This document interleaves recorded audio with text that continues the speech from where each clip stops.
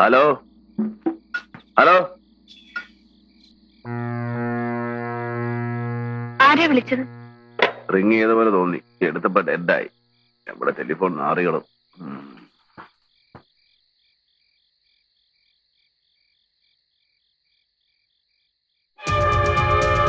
എവിടെ പോയിരുന്നു? കാറ്റുകൊള്ള, ഇതിനകത്തിരുന്ന് ശ്വാസം മുട്ടുന്നു. ആരെങ്കിലും കണ്ടാൽ? കാണില്ല.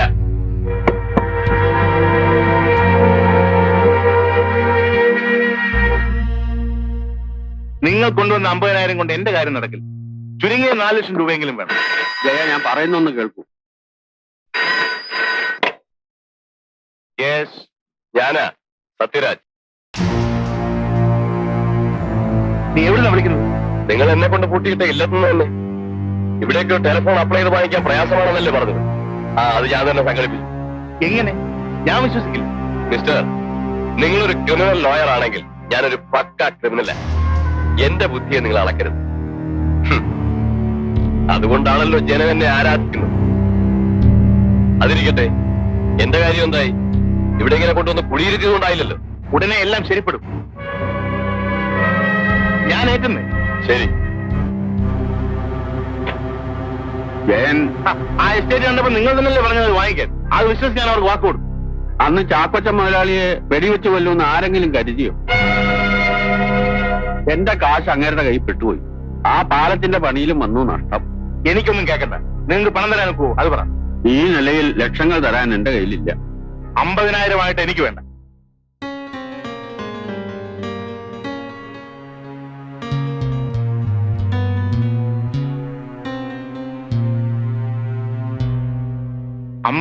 ഉലുവയായിട്ട് വന്നിരിക്കുന്നു ദരിദ്രവാസി.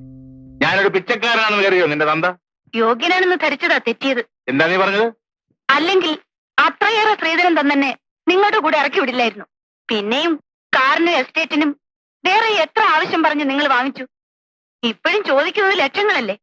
നാണമില്ലാതെ. കല്യാണത്തിന് മുമ്പ് ആ പോലീസ് ഇൻസ്പെക്ടർ കൂടെ അഴിഞ്ഞാടിയ നീയാണടി നാണം കെട്ടവർ. എനിക്ക് കഞ്ഞിക്ക് വകയില്ലാഞ്ഞിട്ടല്ല, അതിന്റെ നഷ്ടപരിഹാരമാണ് ഞാൻ നിന്റെ അച്ഛനോട് ചോദിക്കുന്നത്. ഒരു സെക്കൻഡ് ഹാൻഡിനെ എന്റെ തലയിൽ കെട്ടിവെച്ചതിനുള്ള കോമ്പൻസേഷൻ.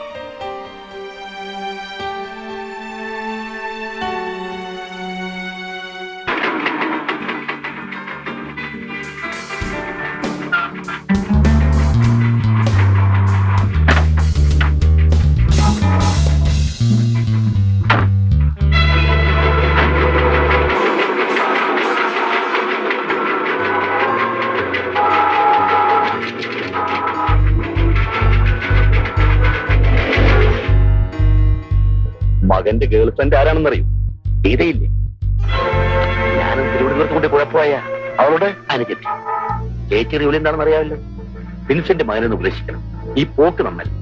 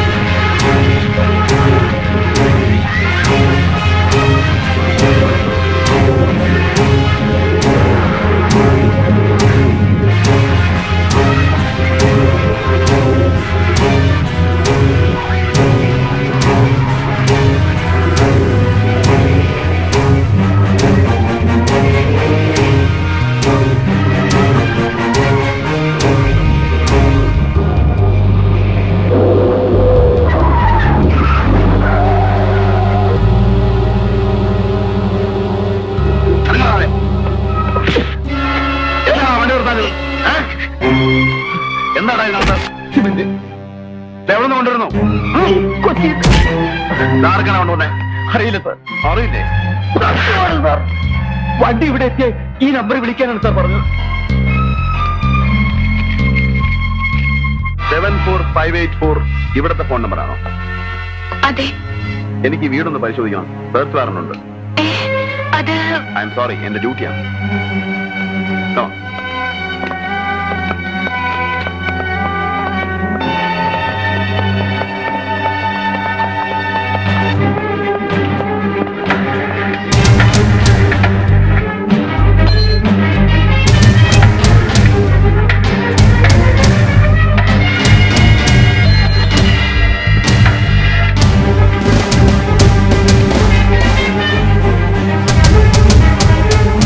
ഹലോ, അഡ്വക്കേറ്റ് ജയചന്ദ്രൻ ഉണ്ടോ?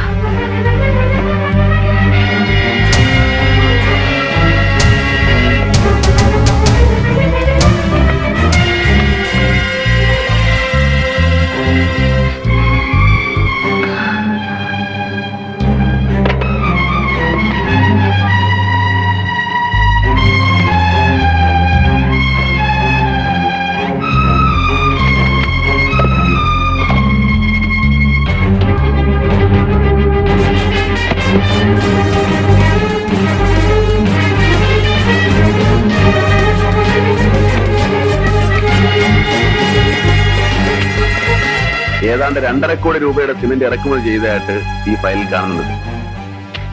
ഒരു ധർമ്മസ്ഥാപനത്തിന്റെ പേരിൽ ഇറക്കുമതി ചെയ്ത ഈ സിമന്റ് അത്രയും സ്വകാര്യ ഏജൻസികൾക്ക് ബ്ലാക്കിൽ വിറ്റതായും രേഖയുണ്ട്. ചാക്കോച്ചന്റെ കൊലപാതകവുമായി ഇടപാടുകാർക്ക് ബന്ധമുണ്ടെന്ന് സൂചിപ്പിക്കുന്ന ഏതാനും എവിഡൻസുകൾ ഈ ഫയലിലുണ്ട് സർ. I see. കണ്ടിടത്തോളം അത്ര നിസ്സാരന്മാരല്ല ഇതിന്റെ പിന്നിൽ. പെട്ടെന്ന് കൈകാര്യം ചെയ്ത് അവസാനിപ്പിക്കാവുന്ന ഒരു കേസുമില്ലത്. ബാലു, ഇത് സംബന്ധിച്ച് മറ്റു വല്ല റെക്കോർഡുകളും തന്റെ കയ്യിലുണ്ടോ? ഇല്ല സർ, ഞാൻ എല്ലാം ഏൽപ്പിച്ചു. ഗുഡ്. ഞാനതൊക്കെ ഒന്ന് പഠിക്കട്ടെ, എന്നിട്ട് മതി അടുത്ത നീക്കം. നിസ്സാരമായൊരു പഴുത് കിട്ടിയാൽ അവന്മാർ രക്ഷപ്പെടും. We must not allow that sir. അതുവരെ ഈ റാക്കറ്റിനെ പറ്റി നമ്മൾ രണ്ടുപേരും മാത്രം അറിഞ്ഞാൽ മതി സർ. Anyhow you have done something very commendable Balu. Please keep it up. Thank you sir.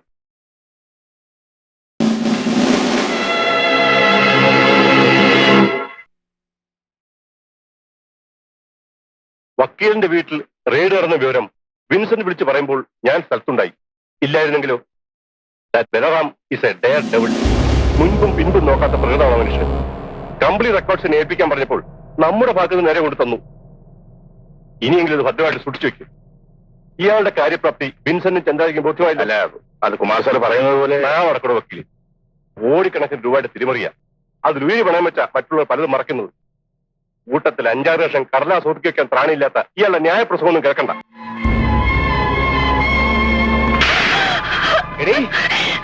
എന്നെ കുരുതി കൊടുക്കാൻ നീ അന്യനൊടുക്കുന്ന വാതിൽ തുറന്നു കൊടുക്കില്ല. ഞാൻ എന്ത് ചെയ്യും പിന്നെ? ആണുങ്ങളില്ലാത്ത വീട്ടിൽ കടക്കരുതെന്ന് നിനക്ക് പറഞ്ഞുകൂടെ? ഇവിടെ ഉണ്ടായിരുന്ന ഫയലും റെക്കോർഡ് എടുത്തുകൊണ്ട് പോകുന്നത് നീ നോക്കിയിരുന്നില്ലേ? സെർച്ച് വാറന്റുമായിട്ട് പോലീസ് ഉദ്യോഗസ്ഥൻ കടന്നു വരുമ്പോ പിന്നെ പരവനാണ് എനിക്ക് താലപ്പൊലി എടുത്ത് സ്വീകരിക്കാമായിരുന്നു. അറ്റ്ലീസ്റ്റ് നീ എനിക്കൊന്ന് ഫോൺ ചെയ്തു. പലതവണ ശ്രമിച്ചതാ, കിട്ടണ്ടേ? കിട്ടില്ല. വന്നത് പോലീസ് ഓഫീസർ മാത്രമല്ലല്ലോ, കാമുകനല്ലേ? അനാവശ്യം പറയരുത്. മോളെ, അനാവശ്യം. ഈ വീട്ടിൽ ഫയലും റെക്കോർഡും മാത്രമല്ല, നിന്നെയും ഞാൻ സൂക്ഷിച്ചു വെച്ചിരിക്കുക. ഞാനില്ലാത്തപ്പോൾ അവൻ ഇനിയും കടന്നു വന്നാൽ നീ അതിനും വാതി തുറന്നു കൊടുക്കുമല്ലോ. അതെ, തുറന്നു കൊടുക്കും. എന്താണ് നീ പറഞ്ഞത്? ഇനി തൊട്ടുപോലെ തന്നെ. എന്താ നിങ്ങൾ കരുതിയത്? എന്നും കാൽക്കയിലിട്ട് ചവിട്ടി അരയ്ക്കാമെന്നോ? സഹിക്കാവുന്നതിലേറെ ഞാൻ സഹിച്ചു. ഇനി വയ്യ. തരം കിട്ടിയാൽ അന്യപുരുഷന് വാതിൽ തുറന്നു കൊടുക്കുന്നവളാണ് സ്വന്തം ഭാര്യ എന്ന് കരുതുന്ന നിങ്ങൾ. ആളാണെങ്കിൽ എന്നെ അടിച്ചിറക്കണം. അതിനുള്ള നട്ടല് നിങ്ങൾക്കില്ലെങ്കിൽ ഞാൻ തന്നെ ഇറങ്ങാം. മതി, മനസ്സില്ല. എനിക്കിനി നിങ്ങളുടെ കൂടെ ജീവിക്കാൻ മടുത്തു.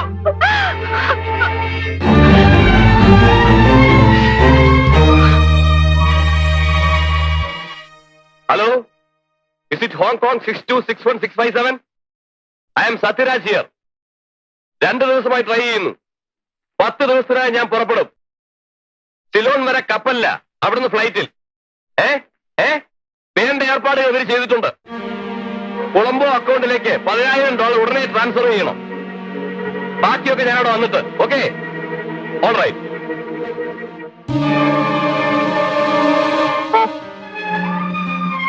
അപ്പൊ ഇതായിരുന്നുവല്ലേ ഉദ്ദേശം?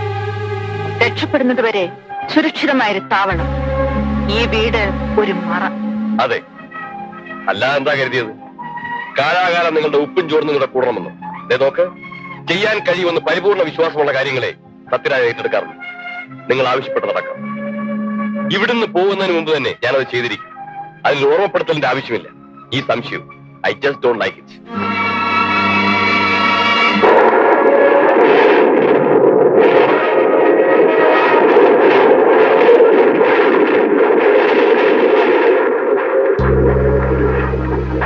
ജ്യോതി,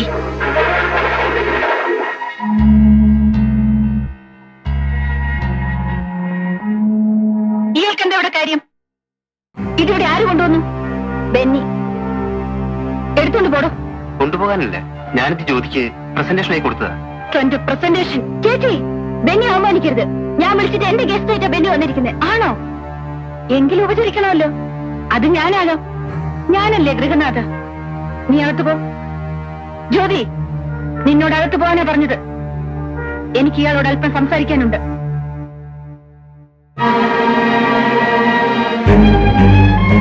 ഇത്രയും വലിയൊരു സമ്മാനം എന്റെ അനിയത്തിക്ക് കൊടുക്കാൻ മാത്രം നീ അവളും തമ്മിലുള്ള ബന്ധം? ഞങ്ങൾ തമ്മിൽ സ്നേഹമാണ്. എടോ, വില കൊടുത്ത് വാങ്ങാൻ കഴിയുന്ന സ്നേഹം പുരുഷന് നിന്നെപ്പോലൊരു പണക്കാരന്റെ മകന് വലിയൊരു ക്രെഡിറ്റ് ആണ്. ആ സ്നേഹം വിറ്റ് ജീവിക്കാൻ എന്റെ അനിയത്തിയെ ഞാൻ വിട്ടുതരില്ല. അതിനുവേണ്ടിയല്ല ഞാൻ അവളെ വളർത്തുന്നത്. ചേച്ചി, കാര്യം കാണാനാണെങ്കിൽ ഈ പാവം പെണ്ണെന്തിന്? ഞാനല്ല ബെറ്റർ ചോയ്സ്. നിങ്ങൾ എന്നെ തെറ്റിദ്ധരിച്ചാണ്. ജ്യോതി ആ നിനക്കല്ല ഞാൻ ഇഷ്ടപ്പെടുന്നത്. പിന്നെ വിൻസെന്റ് മുതലാളിയുടെ മകൻ എന്റെ അനിയത്തിയെ കല്യാണം കഴിക്കുമെന്നാണോ പറഞ്ഞു വരുന്നത്? അതെ. നിന്റെ അപ്പൻ അതിനെ സമ്മതിക്കുമോ? നിന്റെ സമുദായം അംഗീകരിക്കുമോ? അവരെയൊക്കെ എതിർത്തുകൊണ്ട് എന്റെ അനിയത്തിയെ സ്വീകരിക്കാനുള്ള ചങ്കൂറ്റം നിനക്കുണ്ടോ? ഉണ്ട്. എങ്കിലത് ആദ്യം നടക്കട്ടെ. ജ്യോതിയെ കാണുന്നതും ഈ സ്നേഹം പ്രകടിപ്പിക്കുന്നതും എന്നിട്ട് മതി. മനസ്സിലായില്ലേ? മനസ്സിലായി. ഞാനോ പിഴച്ചവള. ഇനിയൊരു വീഴ്ച കൂടി താങ്ങാൻ ഈ പാവം കുടുംബത്തിന് കഴിയില്ല. ഞങ്ങളെ ഉപദ്രവിക്കരുത് ബെന്നി, പ്ലീസ്.